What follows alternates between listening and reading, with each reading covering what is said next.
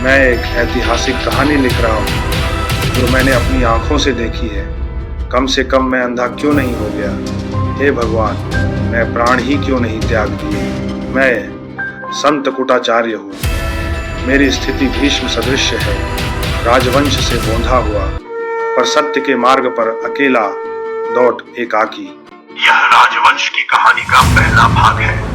कैसे एक मानव ब्रह्मांड के शक्ति केंद्र में बदल जाता है। अगली पीढ़ी पिछली पीढ़ी के आधार पर आगे बढ़ती है, कुछ समृद्धि की ओर और कुछ विपत्ति की ओर, जिससे वे अनजान होते हैं। अपार बल, वह ऐसा बल जो अनंत है, जिसे कोई नहीं जीत सकता, देवता भी नहीं। आगे आगे देखो, एक महाकाव्य, सर्वे सर्वा, एकाधिपति। भाग 1 में शक्तिसूर के पुत्र वज्रराज के स्वर्ग जीतने की कहानी है। भाग 2 में उनकी महत्वाकांक्षा ब्रह्मांड को जीतकर भगवान बनने की है। क्या वो सफल होगा? जाओ और मेरा उत्तम रथ ले आओ। हमें तुरंत अपने अभयारण्य में जाना है और सावधान रहना, यह बात परम गुप्त रहे। रथ पूरी तरह से बंद है। युद्ध का एक मोबाइल किला किसी भी विरोध को कुचलने के लिए तैयार है। यह ट्रेन के इंजन की तरह है। इसमें 4 नर भैंसे हैं, 2 खींच रहे हैं और 2 धकेल रहे हैं। विशाल अफ्रीकी भैंसे रथ से जुड़े हैं। उनकी कच्ची ताकत शक्तिसूर की शक्ति का प्रमाण है। राजा का रथ असंभव को देखने अराजकता हेतु उड़ चला। राजा शक्तिसूर का रथ जंगल में प्राचीन जीवन का दृश्य।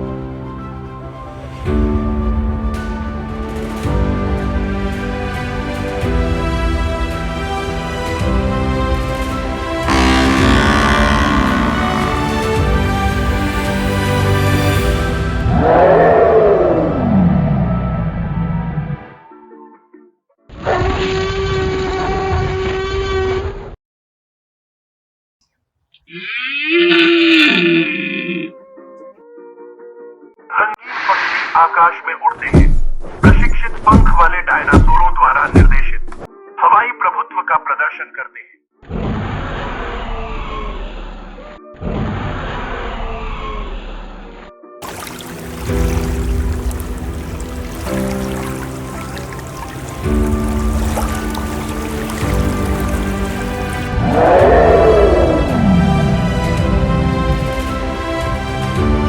आकाश के नीचे राजा शक्तिसूर एक जीवंत घास के मैदान समुदाय को जीवन से भरपूर देखते हैं। वज्रराज द्वारा रचे गए आदिवासी पुरुष और महिलाएं जंगल में स्वतंत्रता से विचरण कर रहे हैं। आदिवासी अपना जीवन चलाने और बच्चों तथा महिलाओं को भोजन देने के लिए जानवरों का शिकार करते हैं।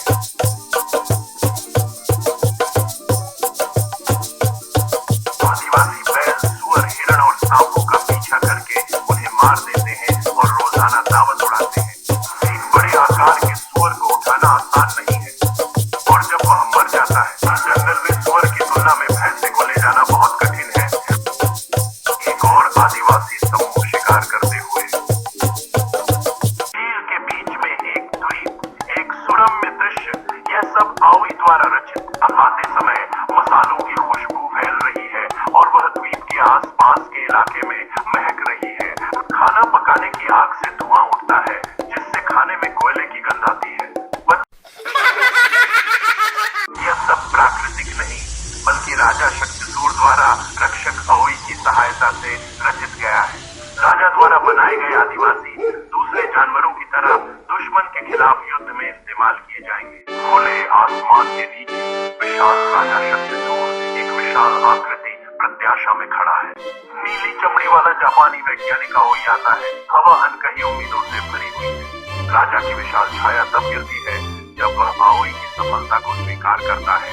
वह आओई को एक सोने का आभूषण प्रस्तुत करता है, एक विशालकाय वैज्ञानिक के प्रति आभार का प्रतीक। आओई, यह स्वर्णहार उस विशाल कार्य के लिए प्रशंसा के प्रतीक के रूप में स्वीकार करो जो तुमने किया है। अति उत्तम। राजा शक्तिसूर के किले के अंदर रूसी शैली के सुनहरे गुंबद चमकते हैं, जो शक्ति और धन के प्रतीक हैं। घरों से स्वर्णिम धुआं उठता है, विलासिता का एक अवास्तविक प्रदर्शन हवा को झिलमिलाते कणों से भर देता है। साफ आसमान के नीचे किला अभेद्य भव्यता की भावना बिखेरता है, जो शक्तिसूर के शासन का प्रमाण है। महल पीढ़ियों से वंश की रक्षा करते हुए अड़िग खड़ा है। राजाओं ने ऐसे असंख्य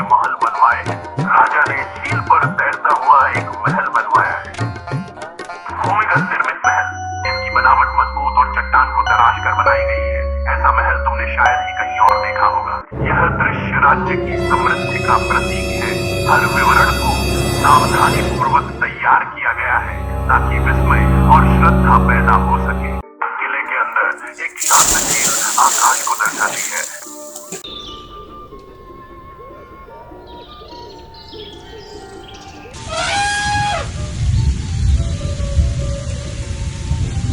रानियां झील के किनारे हरी भरी छांव में सुकून पाती हैं, शांत वातावरण का आनंद लेती हैं। कितना सुकून है इस क्षण में। सारे राज पाठ, सारे षड्यंत्र इस एक क्षण के आगे तुच्छ हैं। तुम्हारा स्नेह ही मेरी सबसे बड़ी शक्ति है।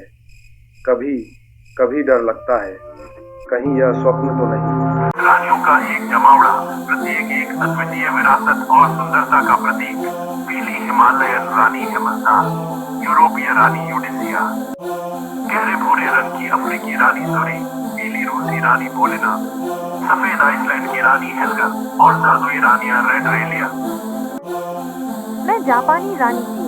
क्या आप जानते हैं, जब मैं नृत्य करती हूँ तो लगता है जैसे मेरा शरीर स्वयं सांस लेने लगता है, ठीक वैसे ही जैसा हमारा जापानी नृत्य रूप वायु बुतो होता है। मैं हूँ रानी देविया।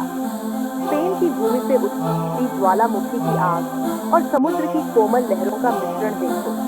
जब मैं नाचती हूँ मेरी भुजाएं नदियों की तरह प्रवाहित होती हैं, जैसे स्पेन की ग्वाडलक्विविर नदी। वहाँ राजा शक्तिसुर और रानी रूपवती के मन में एक अलग ही चिंता सता रही थी। उन्हें कोई उत्तराधिकारी नहीं था।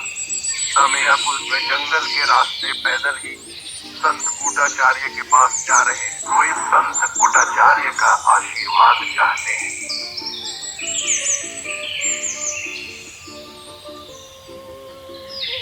राजा शक्तिसुर और रानी रूपवती एक बच्चे के लिए संत कूटाचार्य का आशीर्वाद चाहते हैं। जैसे ही राजा और रानी रूपवती प्रवेश करते हैं, सूर्य की किरणें पेड़ों से होकर गुजरती हैं, शांत आश्रम को रोशन करती हैं। राजा और रानी रूपवती संत के सामने गहरे झुकते हैं। उनके चेहरे आशा और श्रद्धा से अंकित हैं।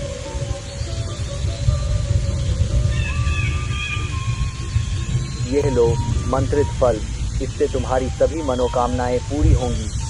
यहाँ आओ, डरो मत।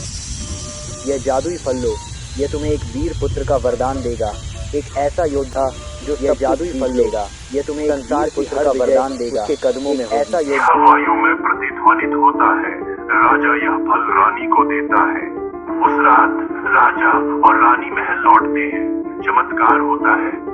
उस रात हजारों जुगनुओं ने संपूर्ण महल को जगमगा दिया। दीपावली के पर्व सा दिव्य दृश्य था।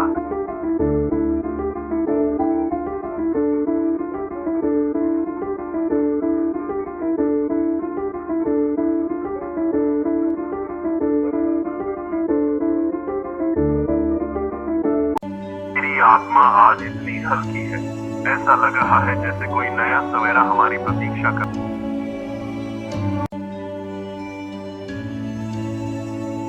पहली सूरज की किरणें संदेश लाती हुई महल के अंदर आती हैं। किले की दीवारों के भीतर एक नया जीवन शुरू हुआ है। ठीक 9 महीने और 9 दिन पूरे हो गए।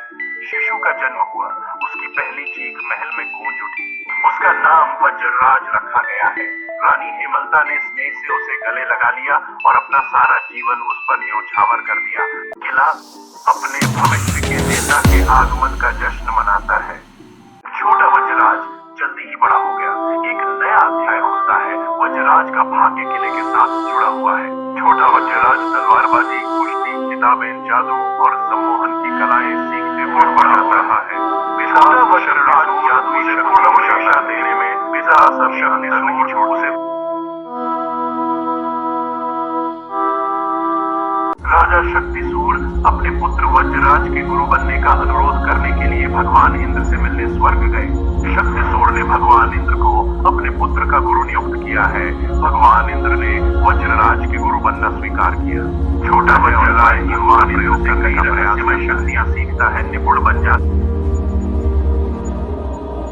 उसने हजारों वर्षों तक लगे रहा है, जीतना कठिन है और this is AI generated movie for entertainment purpose only. All rights reserved against copying and publishing without due contract.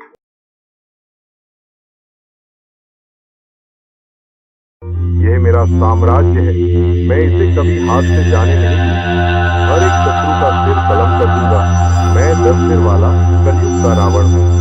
अगर आज तुमने मैं मेरी केवल इच्छाएं वज्रराज पूरी नहीं की तो मैं साम्राज्य का तुम्हारा एकमात्र सिर राजा कलम हूँ। कर दूंगा। मेरी तलवार ने जिसे छुआ वह युद्ध मेरा हुआ, और जो मेरे सामने आया वह मौत का ग्रास बना।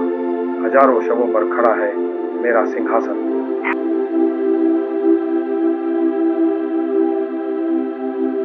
क्षण वह उस रहस्यमयी दिव्य शक्तियों वाले जादुई ब्रह्मांड का अद्वितीय सम्राट है।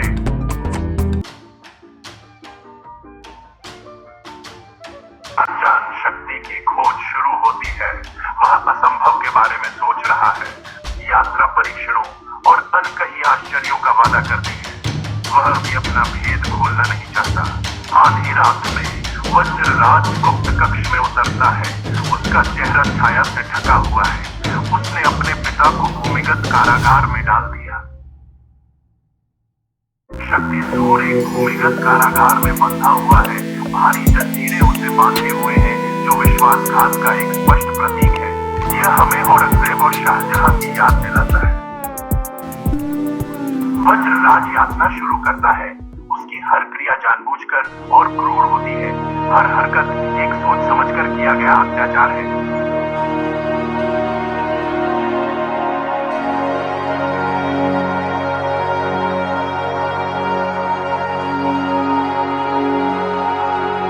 राजा शक्तिसूर अब केवल नाम मात्र का शेष रह गया है, क्योंकि उसे एक अज्ञात भूमिगत स्थान पर जेल के पीछे बंद कर दिया गया है। राजा की स्थिति एक घायल कबूतर जैसी है, जो न तो उड़ सकता है और न ही मर सकता है। पिता को जेल में डालने के बाद यहाँ राजकुमार वज्रराज और राजकुमारी अभिव्यक्ति विवाह में एकजुट होते हैं। एक भव्य शादी का आयोजन होता है, जो प्राचीन पत्थर के खिलाफ जीवंत रंगों और शाही अपेक्षाओं का एक बेलबूटेदार कपड़ा है। राजकुमार वज्रराज राशि और दृढ़ निश्चयी सिंहासन पर चढ़ने की तैयारी कर रहे हैं। उनका भाग्य खुल रहा है। राजकुमारी अभिव्यक्ति तेजस्वी और शांत उसके बगल में खड़ी है, जो शक्ति और एकता का प्रतीक है।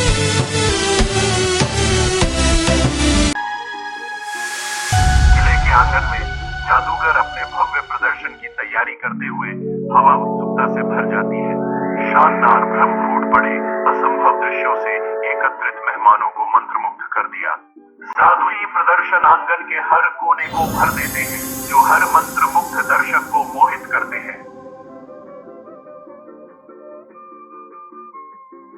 जादूगरों के अपने शिल्प की सीमाओं को आगे बढ़ाने पर भीड़ में आश्चर्य की गूंज सुनाई देती है। हर आंख तमाशे पर टिकी है, जादूगरों के जादू से बुनी गई मनमोहक दुनिया में खोई हुई।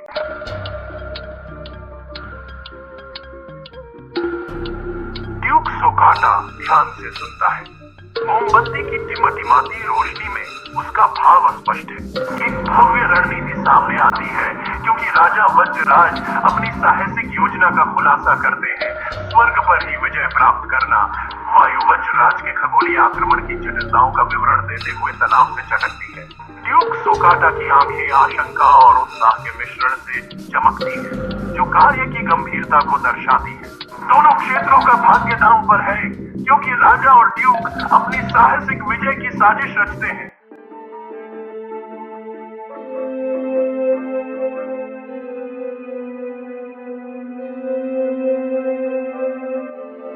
रात में अपनी ताकत आजमाने की तैयारी करते समय हवा तनाव से भर जाती है।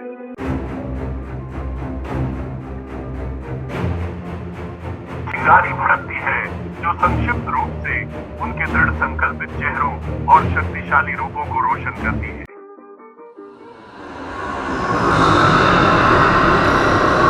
नदी के किनारे के घास के मैदान में सुबह का सूरज औस से भीगी घास पर लंबी छाया डालता है।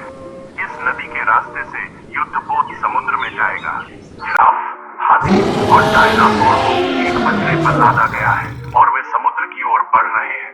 शेर, तेंदुए, चीते और बाघों को एक बंदरे पर लादा गया है और वे चुपचाप देख रहे हैं। जल्द सूरज डूबेगा। राजा द्वारा बनाए गए सैकड़ों आदिवासी पुरुषों, महिलाओं और बच्चों को एक बंदरे पर लादा।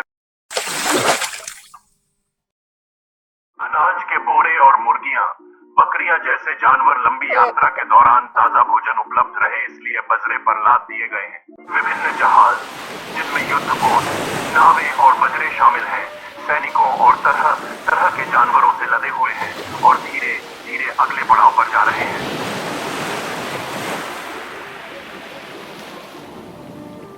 मेरे वीर योद्धाओं, आज का दिन इतिहास में सुनहरे अक्षरों से लिखा जाएगा। तुम्हारी तलवारों में वह जुनून है जो पहाड़ों को हिला सकता है। तुम्हारी श्वासों में वह आग है जो शत्रु की महत्वाकांक्षाओं को जला। मेरे साथ चलो वीरों, आज हम लौटेंगे तो जीत की गाथा लेकर या फिर वीर गति पाकर स्वर्ग के द्वार खोलेंगे। जय हमारी मातृभूमि की, विजय अवश्य हमारी होगी। एक बल कवच और वस्त्र पहने हुए इकट्ठा होता है, उनके चेहरे गंभीर संकल्प को दर्शाते हैं। एक शानदार नीले आकाश के नीचे वे अपनी महत्वाकांक्षी खोज की तैयारी करते हैं, स्वर्ग को जब्त करने के लिए।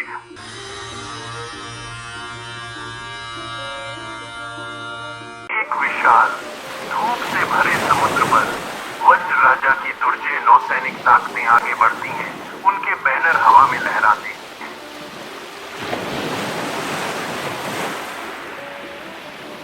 युद्ध के ढोल लयबद्ध रूप से बज रहे थे, जो जहाजों के बेड़े को स्वर्गीय क्षितिज की ओर धकेल रहे थे।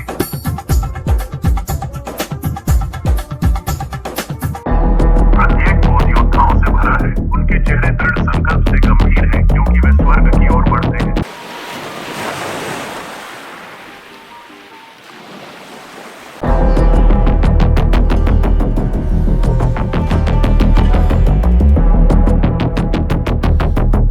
स्वर्ग में तथ्य से अनजान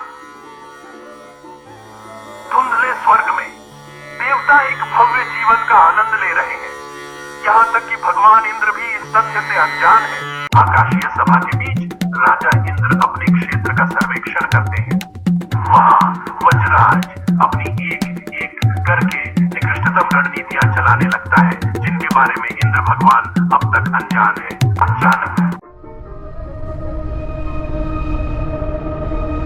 काला नीला प्रकाश निकट पराबैंगनी प्रकट होता है। क्या तुमने काले प्रकाश का कभी सामना किया है? यहाँ देखो इसे। इंद्र भगवान भारी हमले में दृष्टि इंद्र भगवान अकेले वज्रराज से चमकता है। दिव्य परात्मक इंद्र और वज्रराज प्रमाण बादलों के बीच एक भयंकर लड़ाई में लगे हुए हैं।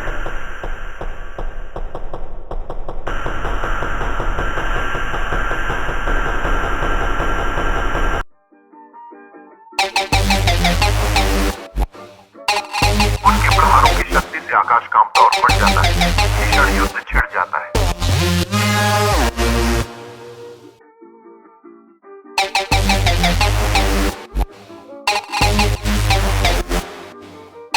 देवराज इंद्र ने स्वर्ग में घुसपैठ रोकने के लिए एक सुरक्षा घेरा बना दिया।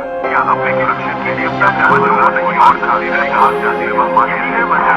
देवता भयानक जानवरों द्वारा दहन किए जाते हैं।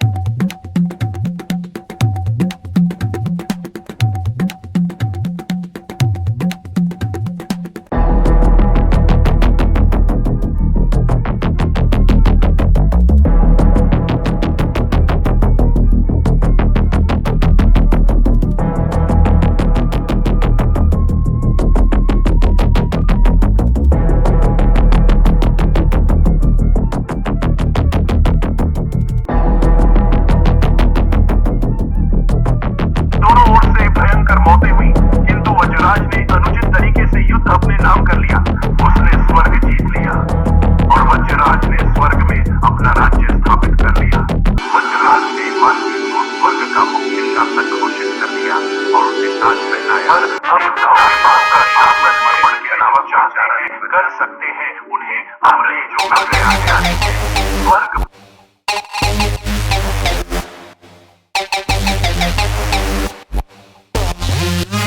वे जो चाहते हैं कर सकते हैं। अब वे कुछ भी कर सकते हैं। अमृत कलश अब उनकी शक्ति है।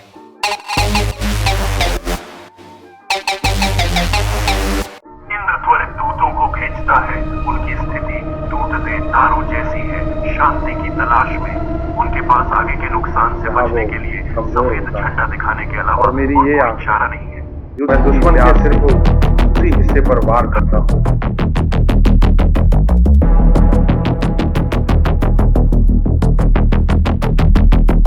दुश्मन को और बुरी तरह घेरने के लिए वज्रराज ने मंगल ग्रह के अपने उन्नत सभ्यता साथी की मदद ली। इतना ही नहीं, उसने अल्फा सेंटोरी के एलियंस की मदद भी ले ली ताकि देवता कहीं भी भाग न सके। अब देवताओं के लिए भागना नामुमकिन है और बिना शर्त आत्मसमर्पण के अलावा कोई चारा नहीं बचा है। काल कोठरी से अब उनको कोई नहीं बचा सकता। इंद्र को बंदी बनाकर कारागार में उसी स्थान पर लाया जाता है जहाँ राजा बलि शक्ति सूर्य पहले अपार शक्ति का प्रतीक थे। अन्य देवतागण भी अनुगमन करते हैं।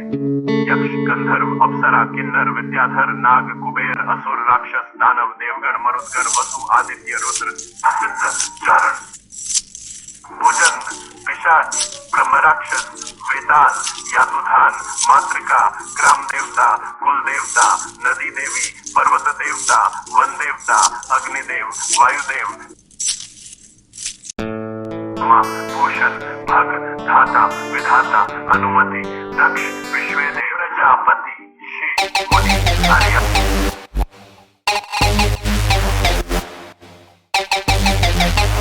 अब सभी युद्धबंदी हैं। शक्तिसूर और इंद्र एक ही कारागार में रखे गए, चिंतित।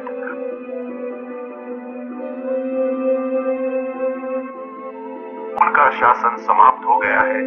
उनकी जगह उनके भूमिगत कोठरी की कठोर सीमाएं हैं।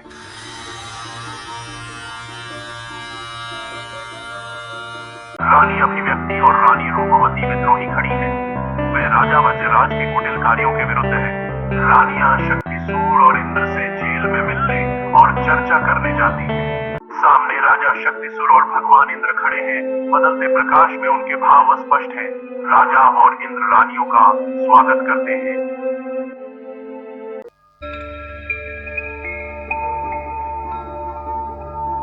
राजा के महल के बाहर एक अंधेरे तखाने में मशालें वज्रराज मानो वे समय के राजा प्राचीन मानचित्रों और आकाशीय चार्टों के बीच खड़े हैं। उनकी आंखें महत्वाकांक्षा से जल रही हैं। उसकी उंगलियां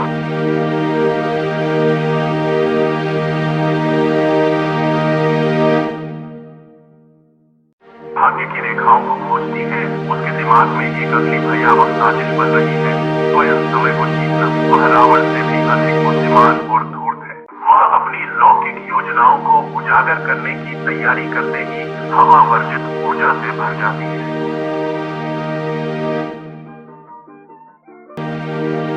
मैं फिर आऊंगा, समय को जीतने। मैं ही आदि हूँ और बात दो। मैं अमृतमयी ऊर्जा का स्रोत समय हूँ। मुझे पाया है पाना मुमकिन ही नहीं, किंतु एक नामुमकिन राजा है। है। इन जो इसी सर्वोच्च सत्ता को, इस संसार का परम स्वामी बनने को दौड़ रहा है।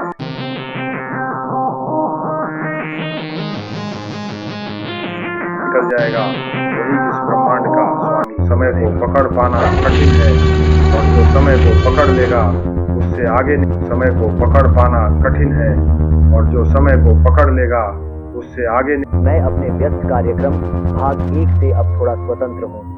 जल्द ही मैं भाग 2 में व्यस्त कार्यक्रम भाग 1 से अब थोड़ा स्वतंत्र हूँ। जल्द ही मैं भाग 2 भाग 1 में वज्रराज ने स्वर्ग जीत लिया। भाग 2 को न छोड़े, जहाँ राजा वज्रराज ब्रह्मांड और समय को जीत लेता है। AI मूवी निर्माण या प्रशिक्षण के लिए 9,32,40,82,483 9,32,40,82,483 पर कॉल करें। भाग 1 देखने के लिए धन्यवाद। आप सभी भाग 2 में स्वागत है। काम प्रगति पर है। सब्सक्राइब